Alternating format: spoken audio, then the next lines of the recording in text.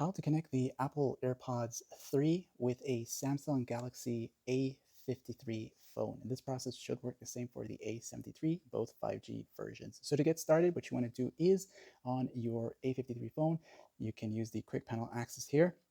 You'll find the Bluetooth icon, this one right here. Go ahead and long press it. And while you're there, you can go ahead and turn it on. It's going to start searching for nearby devices. So just leave it like that there and just have it ready, available. And next up with the AirPods 3 here, what you're going to do is open up the case lid, keep it open, and at the back of your AirPods 3, there is a button right there. You can see it right here. You're going to hold down that button and get it into pairing mode. So you'll hold it down until it starts to blink in a white blinking light. So hold it and keep holding it until you start to see this here. When you see it like that, let it go, keep the case lid open. And now that we have our settings for Bluetooth ready, just go ahead and hit scan.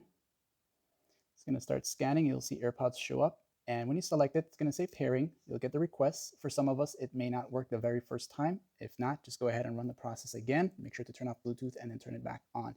Now that we're all fully connected, that's pretty much it for this video tutorial here. Like, sub, and thanks for watching.